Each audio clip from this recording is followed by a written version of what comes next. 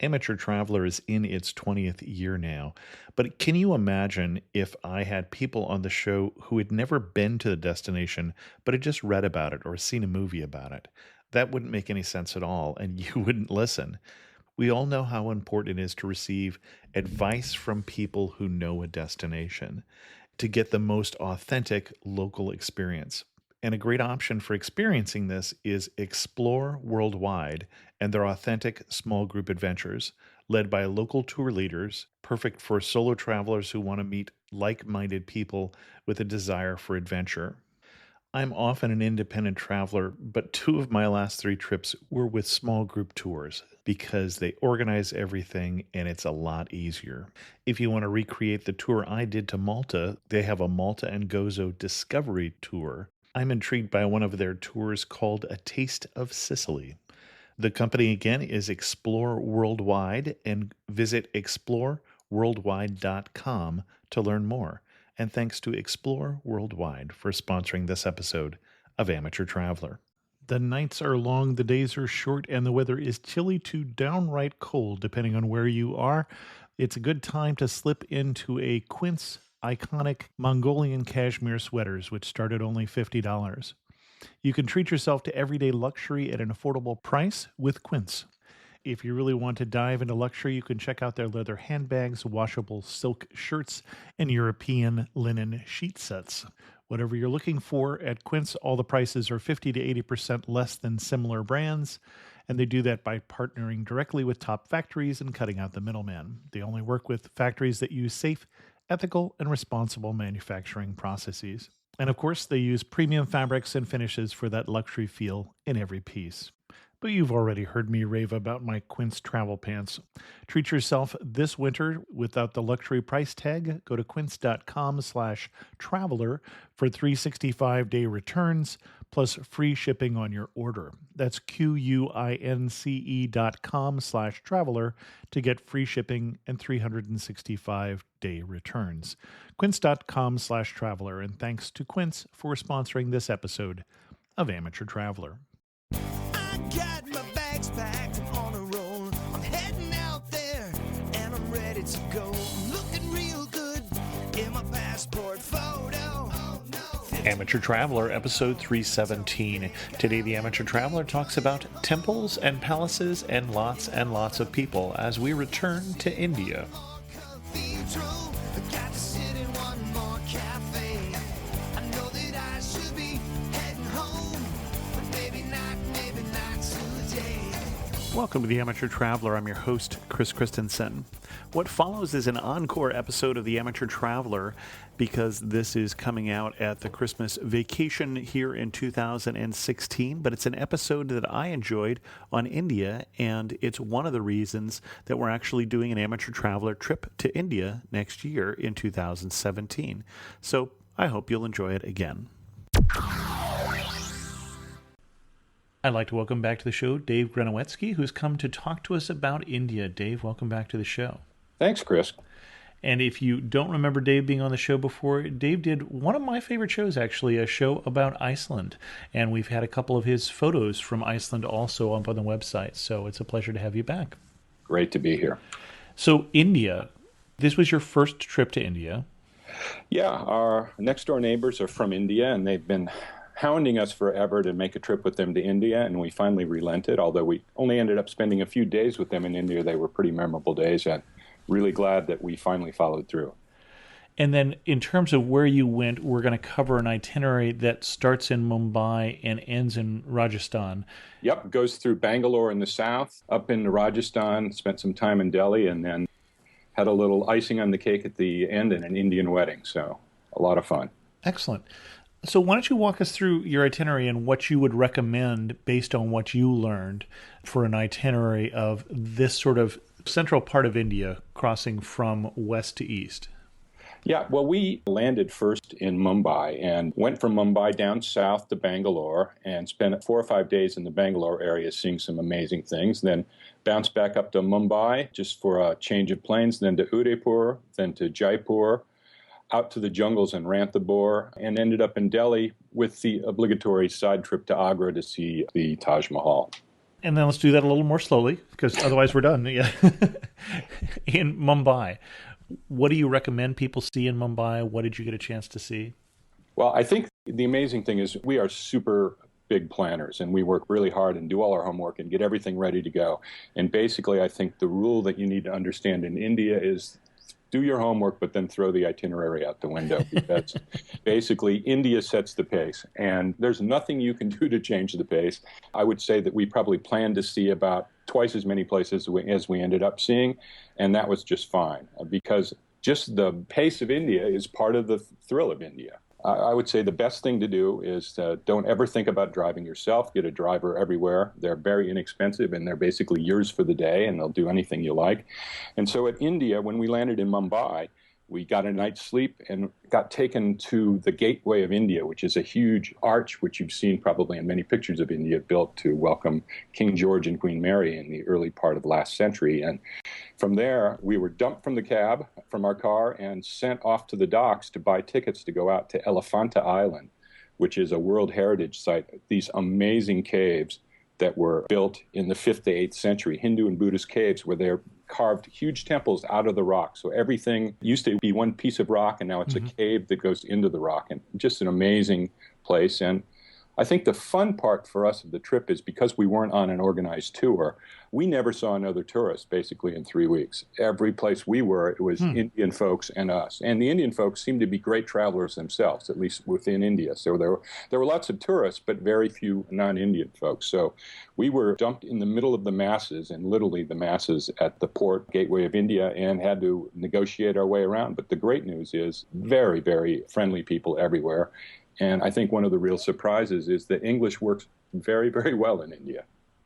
Now, you mentioned the pace. So the restriction there being you looked at the map and you said, well, it's only 25 miles from here to here, so we can do that. And then later on that day, we could do something else. And it just took longer to get around? It just completely takes longer to get around. And we also, on the second day we were in Mumbai, it was the day of the Mumbai Marathon. And streets were closed everywhere, and our driver, who was a great driver and had backup plans on top of backup plans, my favorite quote almost of the trip was he turned around and looked at us and said, "My shortcuts have become long cuts." And so just to go 10 miles might take 40 or 50 minutes. Okay. But there's just a lot to see. So we went back into town, and over the course of the next couple of days, we visited a place where Gandhi's headquarters for 17 years. And you'll hear along the course of this trip, we visited a lot of places that played parts in Gandhi's life. And this was his home at Mani Bhavan, where he spent the early part of the century. And we saw one of his rooms, just a pad on the ground, a low writing desk, a spinning wheel, and basically no other possessions. Very revered guy in the country, and his legacy is everywhere. It's interesting, the spinning wheel, because I remember from watching the movie about his life what a big proponent he was of the homespun garments so that you didn't have to rely on the imported fabric. Yeah. Interesting. Yeah, he's a really, really interesting guy. I think one other thing that's kind of interesting for the American eye is to go to the beach, and the beach is a big part of Mumbai, and we went to Juhu Beach, which is a very, very popular place, and it was a really crowded beach. The one difference from America is everyone was fully clothed. Very modest folks, and they enjoy going to the beach and getting in the water, but they're completely dressed. Interesting. And what did you have to put off in Mumbai for your next trip because of the realization you had to slow it down? Well, there were several temples. The Ganesh Temple, which is one we wanted to get to, and that's a place that on a busy day, which apparently it was when we were there, they get as many as 100,000 people. Oh, my. And we looked at the line, and apparently as a tourist, you can essentially buy your way to the front of the line, but we didn't think that that was kind of the appropriate thing to do. So we kind of enjoy doing things as the locals do, but I don't think we had enough time to do it in the local fashion on that trip. Okay. Now, a lot of people who've been to India say that it was overwhelming, that their initial response to India was that it just assaulted all the senses. That's totally the case. And I think if you're not a really traveled person, that sense of overwhelmingness could easily morph into a little bit of fear. But when you realize that there's just a lot of people, and they're all trying to get somewhere, and they're all going in different directions, kind of organized chaos, and nobody's out to really get in your face or get in your way. There is some kind of aggressive commercialism going on. A lot of people want to sell you a lot of things, but you just say no and keep going. So luckily we've traveled enough that, we never kind of trended into any scary feelings, but certainly overwhelming. Every one of your senses is turned all the way up to 11. It takes a bit of getting used to. I'm just thinking where the last time we had you on talking about Iceland, are there two countries that are more different in character? Yeah, 300,000 people in all of Iceland and probably 300,000 per block in Mumbai. Okay. And then anything else you saw in Mumbai? Well, we kind of rallied and then met our friends from the U.S. Our neighbors flew over and met us, and we hopped on a plane and went down to Bangalore, which was going to basically serve as the hub for a number of visits. They're members of the Jain religion. Okay. And one of the things that they wanted to do in India, and I'm really glad we did, is we took a side trip from Bangalore to a place called Shravanabelagola, which is a Jain pilgrimage site, which has a huge monolith on top of the hill of one of the Jain deities. And it's a very important site to them. And we had to hike up what is pitched as 1,000 stairs to get to the top of this mountain. It turns out it's closer to 600, but 1,000, I think, sells a little better in the brochure. And we got up to the top of this thing, and there's this huge statue of this deity that's almost 60 feet high out of a solid piece of granite, and just a gorgeous site with a beautiful view of the surrounding temples and lakes and holy places, and just really, really worthwhile doing. And also got us for the first time on the trip out of the city and into palm trees and very rural area and people driving their animals down the highway, and just an amazing set of contrast to what we'd seen in the hustle and bustle of Mumbai. What surprised you?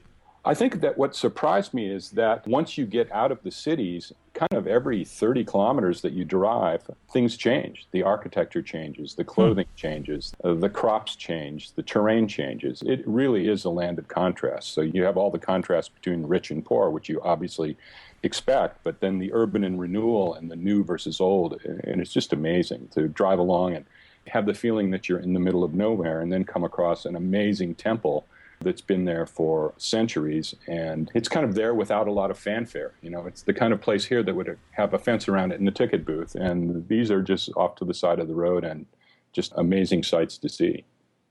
Anything else you saw in the Bangalore area? Yeah, well, we went also to the town. We did a day trip to the town of Mysore, which is famous for, a huge, huge temple, the Mysore temple that was built, I think, in the 1600s for the last time. A lot of these things have been rebuilt so many times, it's hard to put the most recent date on them. But the Mysore palace was a beautiful, amazing place. And the old Maharajas that ruled India, I think it was in the 40s that they kind of got nationalized. And so all of those Maharajas' palaces kind of went to 50% ownership. So the Maharajas' family still got to live in them, but in general, they kind of turned into public areas in the front. So the Maharajas' family still has part of it, and the rest of it has been nationalized. So this was beautiful. The other thing that was amazing in Mysore, we saw a lot of cows everywhere. Of course, you see the sacred cows. But in Mysore, we were just there during a festival called the Pongal Festival, which is a celebration of harvest time. And the cows had all been painted fluorescent colors. So we were going down the street and we would see a fluorescent orange cow and followed by a pink cow. And it was just a totally amazing sight to see, and a real twist on the cows that we saw in the rest of India. So fluorescent cows were not on our expected list. Interesting. Now, Mysore, the sultans in Mysore, and I'm trying to remember whether they were part of the ruling Islamic leaders or not. And that's what I'm coming up blank with, that ruled India for so long. Yeah, you're clearly a bigger student of history than I am. So we'll have to leave that one to Wikipedia to solve. But, I mean, there clearly is an amazing mix of Hindu, Sikh, Muslim in the country, and the various religious groups for the most part seem to get along in really close harmony. And it was interesting because we had different drivers and different guides in different parts of the tours and different parts of the country, and I think the kind of slant on the day's events always depended on whether you had a Sikh or a Hindu or a Muslim guy taking you around. So it was really fun to get a different view of everything, but everybody seemed to be very respectful of the other religious groups. Okay. Anything else in that area? No, but from there we went back up to Bangalore, hopped a plane to Udaipu, which is an amazing city, probably one of the most beautiful cities I've ever seen, situated around a lake called Lake Pichola. That lake is dominated by two palaces out floating in the lakes on man-made islands. and a big palace on the shore. And this was basically our splurge city in terms of hotels. So we stayed in the City Palace Hotel one night, and then the next night we stayed in the Lake Palace Hotel. And both of those hotels are actually kind of featured in the 1,000 Places to See Before You Die book. So we got to check off 2 there, and staying in that City Palace was probably one of the most amazing nights I've ever spent in a hotel. You get to it on a boat, and we got there at the end of a full day of hiking around the city, and we arrived at the shore where the boat was there, and they basically said, "Mr. and Mrs. Grenewetzki, we've been waiting for you." And I said, "Amazing," and we got in the boat, and they took us out, and as we walked into the hotel, there was a guy on the roof sprinkling rose petals on us as we got into the building. And I've got to say that's probably the first and last time that has ever happened to me. So just an amazing palace built by the ruling monarch there. And the other palace in the lake was a pleasure palace that he built for his son. So his son could be off with his many wives and girlfriends on a separate island and not keeping everybody awake on the main palace. One other interesting thing that we did, and again, it's something that I recommend, is we went to cooking school when we were in Udaipur, which was a lot of fun. We did a lot of internet research and found a woman named Sushma who offered a cooking class, just a one-day cooking class, and we met there, and there was another couple that were actually restaurateurs from Malta that were in the class with us, and we spent the afternoon learning all about Indian cooking and making our own meal, and then we sat down and ate our homework. So it was a great bunch of fun. We brought home an Indian spice box, and we've used it to make a number of meals since we've been home. So learned a new skill, met some new people, and really had an enjoyable couple of days in Udaipur. And by the way, I did look up while you were talking, and Sultan Tipu of Mysore was in fact a Muslim leader. And yes, that was part of the rule of much of India was by the Muslims after invasion early on. And I don't remember what the year was. Yeah, we actually went to Tipu's palace, which is built entirely of teak and supposed to be, I guess, much cooler in the heat.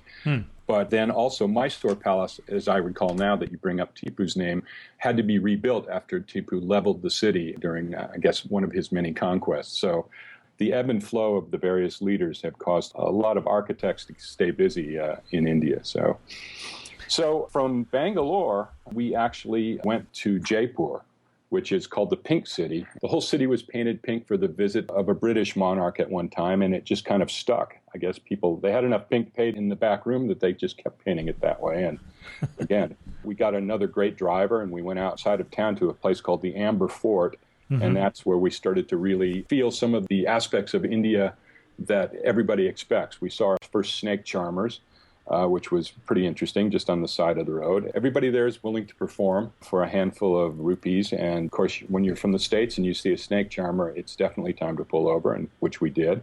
Then we went up to the Amber Fort, which was another great military complex built in the 1500s, and just a beautiful, beautiful place. The number of monuments and forts and palaces in India is mind-boggling, and this was one of our favorites. We saw one room there called the Hall of Mirrors that we actually saw replicated in several places, but it's a room where the walls are covered by small tile made out of mirrors, and the idea, we were told, was that a room could then be lit by a single candle because it would reflect back from all corners of the room.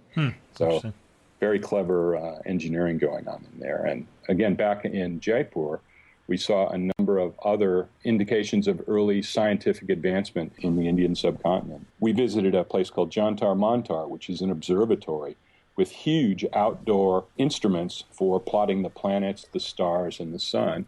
And in fact, there was one sundial that was so large and so huge that it amplified the movements of the sun in such a way that you could actually stand there and watch the shadow move. And they claimed it was accurate to within 15 seconds. And so it's literally 30 or 40 feet high, and it has a stairway. You can climb up the place that is essentially the needle of the sundial and stand at the top of it. So amazing scientific instruments that are big enough to climb on. Well, you're talking about a place that the pictures of that have made me want to go there for some time since I first saw them. And Jaipur it looks very, very interesting. And is it a palace that's out on the lake there? Yeah, that's called the Moon Palace, I think. The Moon Palace, okay. Yeah. Which I think I've seen a lot of different pictures of. Yeah, it's actually kind of every part of India is beautiful in its own way.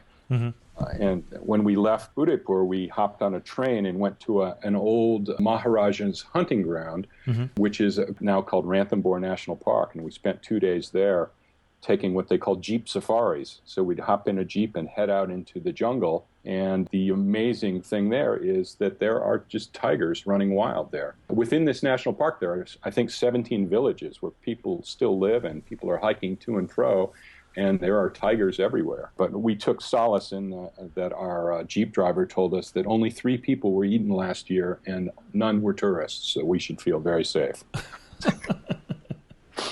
All right.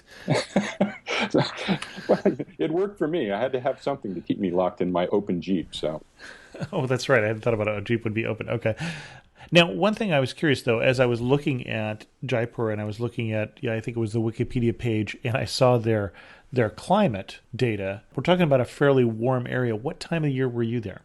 well, we went in January and February. Okay, which is the coolest month. Which is the right time. This was, again, given our neighbors' advice, which was you go after the monsoons and before the heat. And we were basically shirt-sleeve weather in all of India. So it was kind of 70s all the time. Very cold in the morning in the jungle, but other than that, it was shirt-sleeve weather. So it was a perfect time to go. And it looks like monsoon season is sort of June to September. Yep. Okay. Yep. Very, very wet. And then the hot season is unbelievably hot, according to everybody we spoke to. So we were advised well in the timing. Well, yeah, when you say unbelievably hot, I think the average temperature is 40 in centigrade and 104 in Fahrenheit from what I'm looking at. And when that's an average temperature, we're talking about someplace that's fairly warm. Yeah, fairly warm, I would say. So when we left Ranthambore, that's when we headed up to Delhi. And Delhi, again, is another study in contrasts. We had a Sikh guide for a couple of days in Delhi and a Hindu driver. So we got a little bit of both. So we went to one of the big Hindu temples, but then I thought we really had a lot of fun when we went to the big Sikh temple there. It's called Gurdwara Bangla Sahib Sikh Temple. And that's a place that one of the hallmarks of the way they operate is they feed 50,000 people free meals a day. And so we toured around the kitchen. In fact, I spent some time stirring probably the biggest pot of lentils I've ever seen in my life. But very, very giving folks, and they just feed anybody who goes up there. And just amazing harmony between the various religions in Delhi. Now, is that the temple that looks like a flower blossom? No, that's actually the Lotus Temple. That's the Hare Krishna Temple. Oh, that's Hare Krishna. Okay. Yeah, All we right. did visit that temple also. But this one's a little more businesslike in its appeal, but has a beautiful gardens and beautiful land around it. And just, again, the Indian people are beyond friendly. If you're anywhere and you look confused or you look lost, somebody will come up and talk to you. They may try to sell you something, but they're also willing to give you help. So we really, really enjoyed the people that we met in India. We're just about to the end of the trip, but we visited the spot where Gandhi was martyred, as they say there, assassinated in, I think, 48. And his last footsteps leaving his room, which looked very much like the room we saw at Mani Bhavan in Mumbai. Again, very simple room, a mat on the floor, a spinning wheel, and a low table. But his last footsteps as he walked from that room out to the place where he was going out to pray in the morning and where he was struck down by the assassin, those show up in the concrete. So they've recreated his last steps, and it's a very kind of somber and solemn place. And later on in the trip, we actually, on the last day, went to the place where his cremation was held, and that's still a very revered site for the folks in Delhi. So while we were in Delhi, we visited the Jama Masjid Mosque. So it's the largest mosque in all of India. And we saw relics there that they have hidden in a back room that they were happy to show us, where they had a footprint, a piece of beard hair, and a sandal of Muhammad. So that's a very holy spot for those folks in Delhi. And that mosque was built by the same emperor that built the Taj Mahal in Agra. So that's a very beautiful place. And that's in the heart of Old Delhi, which really is the Delhi that you think of when you think of the movies, with the streets full of camels and people and push carts and all that sort of stuff. It is hectic beyond belief, and just amazing, massive people that all seem to get where they want to go with a very minimum of interaction. So we had to take the obligatory, and I say obligatory because it's one of those things, when you think about it, the Taj Mahal, you kind of wonder, well, is this just the tourist trap of India?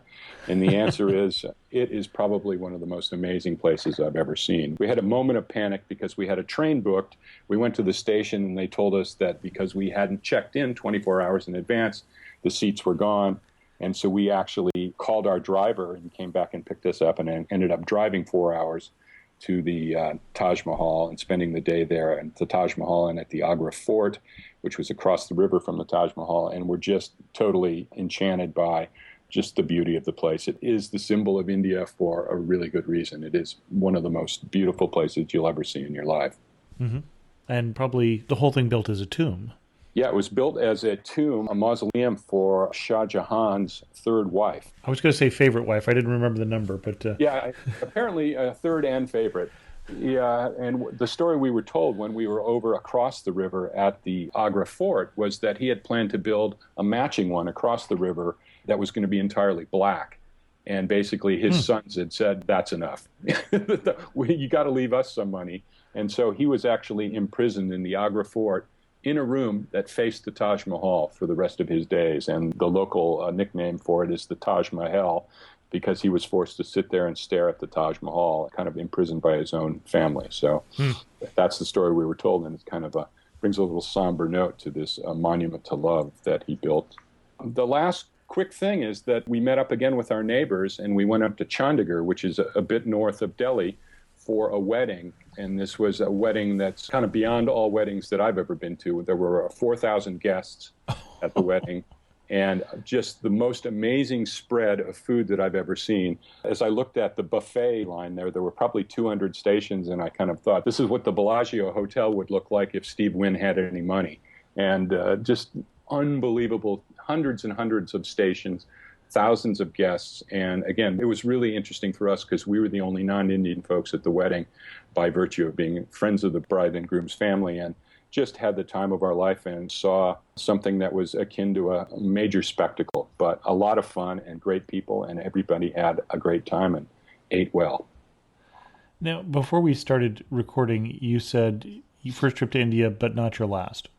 No, absolutely. What my wife Vicky and I said, even before the trip was over, is this is not the last time we'll see India. We've only scratched the surface of the country. There's a lot more to see in the south, in the east, and even farther north up along the Nepalese border and the Pakistani border. And I am trying to figure out how to make that happen again. And the first time we went, our neighbors helped us plan it. Mm-hmm. We were basically on our own for the whole trip, but it was well planned in advance. I feel a lot more comfortable about going there and kind of figuring it out on the ground. I would still probably have a couple of key points taken care of in advance, but my comfort as an independent traveler in India has gone up quite a bit. Now, what was the point at which you knew that India had captured you? It didn't take very long. I would say probably before we left Mumbai, which was our first stop, we knew that we were in a very, very special place. Do you remember why or what you were looking at? Or?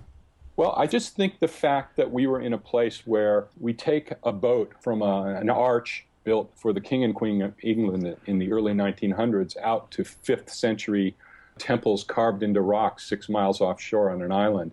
All in the course of half of a day. Mm-hmm. It's just that kind of contrast is just amazing to see. And that and monkeys and camels and tigers and just the diversity of animal life, people, the colors, the contrasts are just something which we just can't get enough of.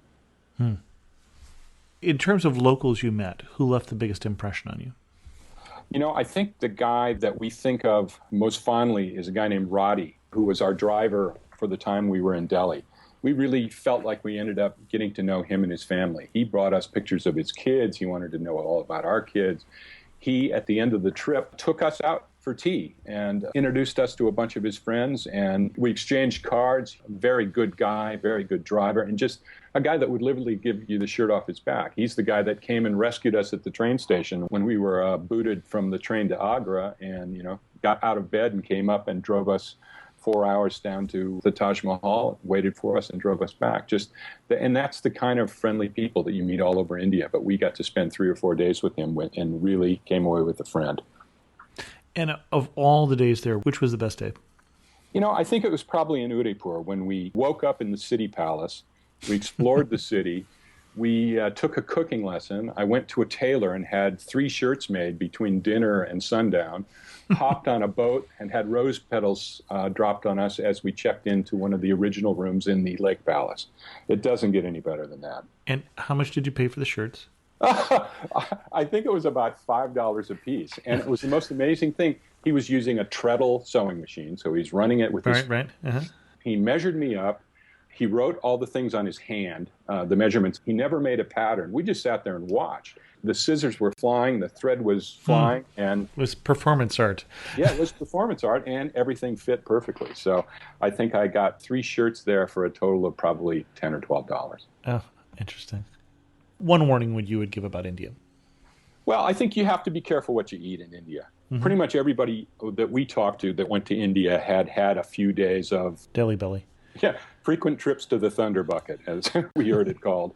And luckily, we spent a lot of money on inoculations before we went. And my daughter, for Christmas, had given me a thing called a SteriPen. Oh, sure. Mm-hmm. Yeah, and so we carried a SteriPen with us, and we were told to use that. And it's basically an ultraviolet light that you can immerse in any liquid, and it takes care of the bacteria. Now, it has to be a clear liquid, as I recall. Yeah. So, but that was even in bottled water. We were told that was not a good idea to do. And we managed to be there for nearly 3 weeks with no issues at all. So you just have to be careful. We did eat some food on the street. We were kind of very careful. We ate in restaurants, probably a notch or two up for what most people in India typically eat at. But we wanted to be a little more safe than sorry.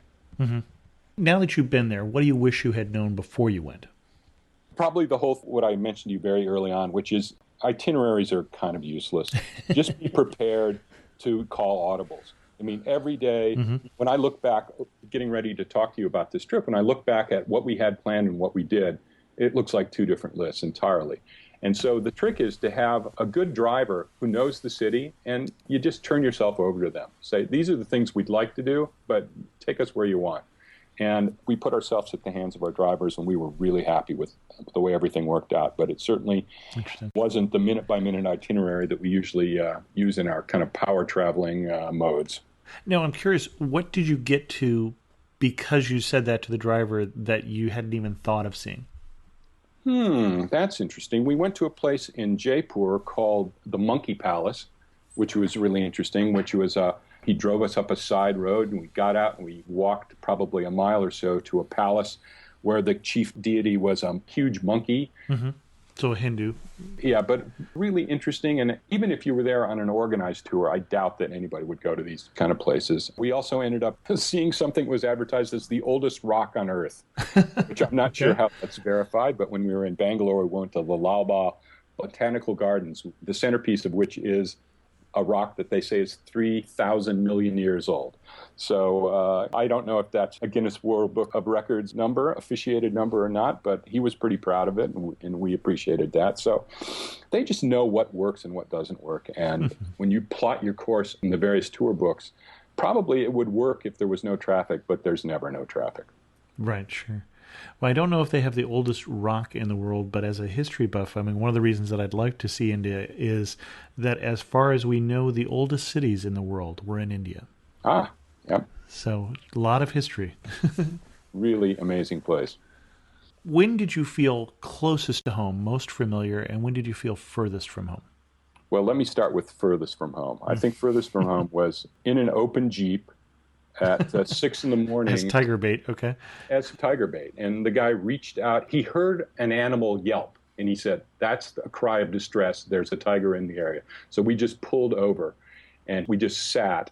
And he reached out. He saw the tiger. And, you know, they're orange, and you would think, I can see a tiger if it's near me. And the answer is you can't. And he said, watch this. Look over in that direction. He reached out, and he snapped a twig. And when he snapped a twig, that tiger just came to.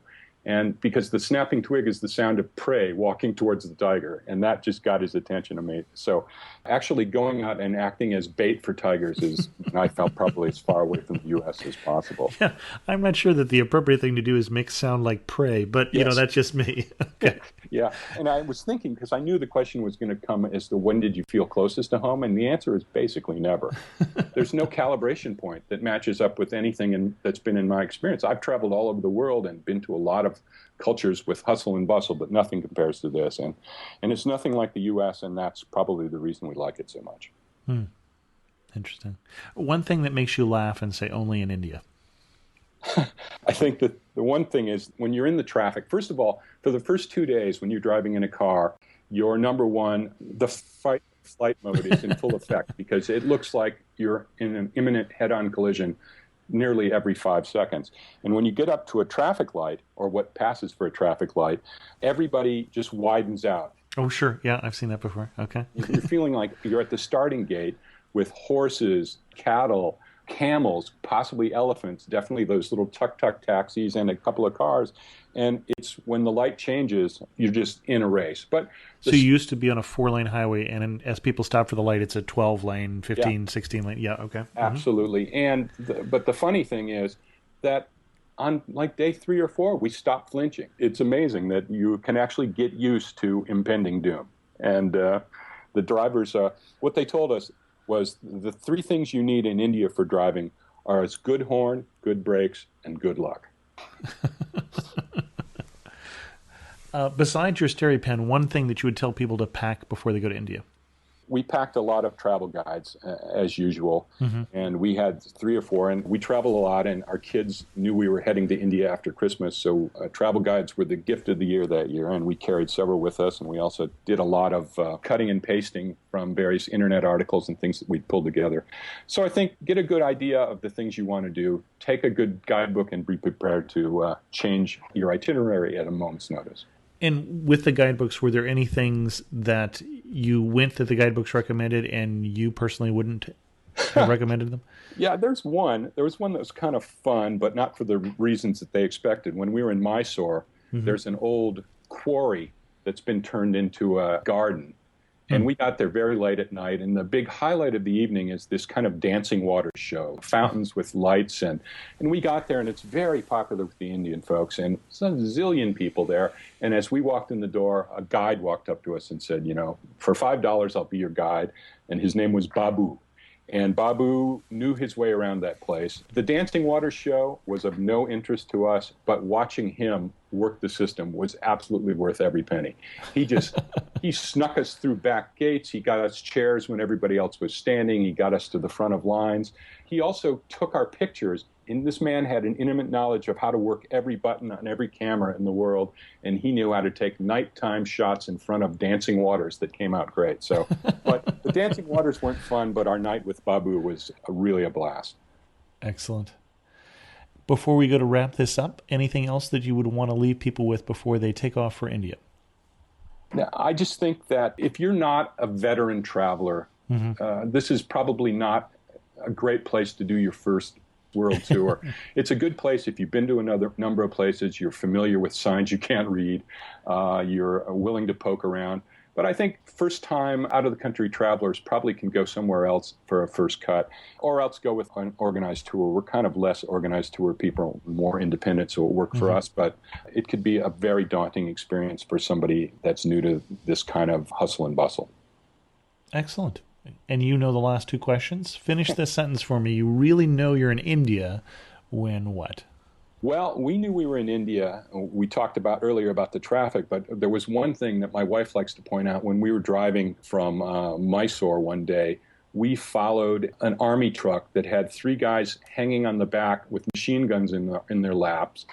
And, they were smiling and waving at us and waving with machine guns. And our driver thought that it was a great time to just speed past them and break the speed limit. So these guys have nerves of steel, and they're passing armed soldiers doing about double the speed limit. So there's a lot of soldiers in India, but everybody seems to be pretty friendly about everything.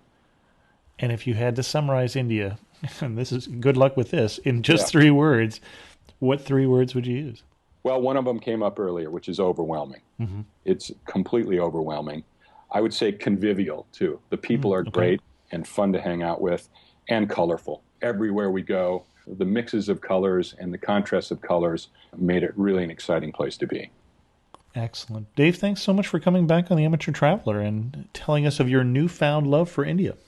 Thanks a lot, Chris. With that, we're going to end this episode, this encore episode of Amateur Traveler. If you have any questions, send an email to host@amateurtraveler.com. And remember, if you're interested in joining us in India, go to amateurtraveler.com/India2017. We're also doing a trip to Japan 2017. And as always, thanks so much for listening.